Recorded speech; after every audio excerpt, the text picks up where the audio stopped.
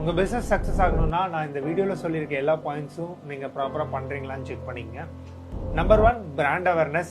உங்களோட பிஸ்னஸ் பற்றி மக்களுக்கு நல்லாவே தெரியப்படுத்தணும். அதை நீங்கள் ப்ராடக்டை ஸ்ட்ரெயிட்டாக சொன்னாலும் சரி, ஒரு வேல்யூ எக்ஸ்சேஞ்ச் மூலியமாக அதை புரிய வச்சாலும் சரி, உங்கள் பிராண்டை பற்றின அவேர்னஸ் கண்டிப்பாக இருக்கணும். Number 2, building a community or building a list. நீங்கள் ஒன்ஸ் நிறைய டிராஃபிக் ரீச் ஆனதுக்கப்புறம் நீங்கள் அந்த மக்களோட டேட்டாஸை கலெக்ட் பண்ண ஆரம்பிக்கணும். இல்லைன்னா எல்லா மக்களையும் ஒரே இடத்துல சேர்க்கணும். For example, WhatsApp group create பண்ணுறது, இல்லைனா இமெயில் லிஸ்ட் பில்ட் பண்ணுறது. Number 3, research and development. நீங்கள் உங்களோட பிஸ்னஸை டெவலப் பண்ணுறதுக்காக நீங்கள் ப்ராப்பராக எல்லா டேர்ம்ஸ்லேயும் புது புது ப்ராடக்டை லான்ச் பண்ணுறதுக்கான ரிசர்ச் அண்ட் உங்களோட பிஸ்னஸை டெவலப் பண்ணுறதுக்கான டெவலப்மெண்ட் ஆக்டிவிட்டீஸில் நிறையா இன்வால்வ் ஆகணும். எப்பவுமே புது இனோவேஷனை ரிசர்ச் பண்ணி டெவலப் பண்ணால் மட்டும்தான் நம்ம பிஸ்னஸில் லைஃப் லாங் க்ரோ ஆக முடியும். நம்பர் 4, டிரைவிங் மோர் சேல்ஸ்.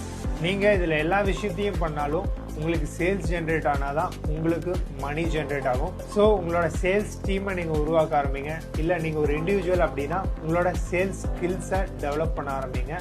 இது உங்களோட பிஸ்னஸ் க்ரோத்துக்கு ரொம்பவே யூஸ்ஃபுல்லாக இருக்கும். இந்த மாதிரி பிஸ்னஸ் அண்ட் ஃப்ரீலான்சிங் ரிலேட்டட் டிப்ஸ்க்கு ஜனார்தன சாமியை ஃபாலோ பண்ணிக்கங்க.